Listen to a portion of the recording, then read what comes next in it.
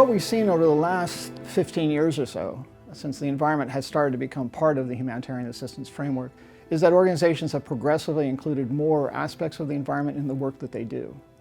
Whereas years ago, it was really a question of looking at the environment after the disaster.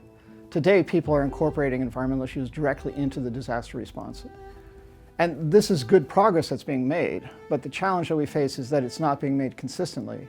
And there's not a real understanding of how considering the environment is actually core to providing successful humanitarian assistance. Both those who are affected by a disaster, but also the organizations providing assistance at the ground level, they may be actually doing things that are supporting improvements to the environment or minimizing negative impacts on the environment, just in the way that they do things, not necessarily changing a project's objectives. And so that's an area that we want to pay a lot more attention to in the future.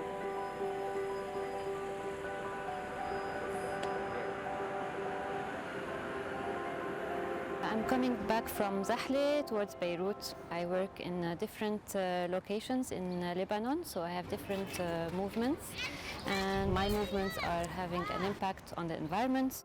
So the initiative of vehicle sharing came out of very common sense and basic observation that NGOs were running the same journeys and on the same roads. Transport and mobility accounts for a big part of the NGO's budget. But not only, it also accounts for a big part of their environmental footprint. Therefore, engaging in such initiative of vehicle sharing allows to tackle both issues at once. So a car sharing scheme consists in increasing the number of passengers per vehicle. This allows the vehicle running on the road to be less.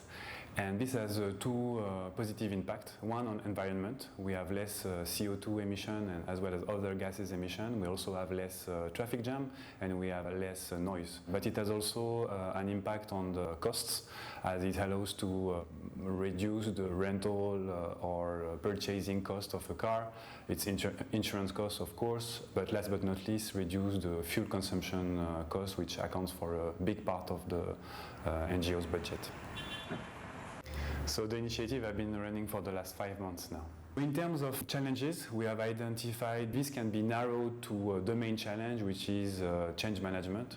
It's true that for agencies, this initiative involves collaborating with other agencies. That's not always easy and not always a strength in our sector.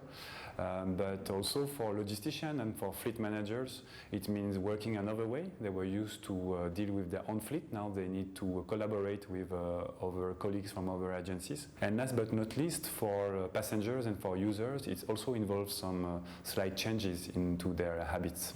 It makes me feel less guilty to do so many movements per week. So less pollution, less negative impact on the environment, and sometimes it's nicer to have company in the car and to discuss and to share things with colleagues from other NGOs.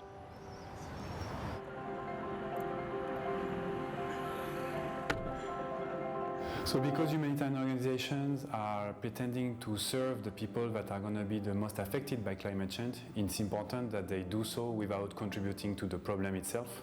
Humanitarian organizations need to think about their environmental impact like everyone else.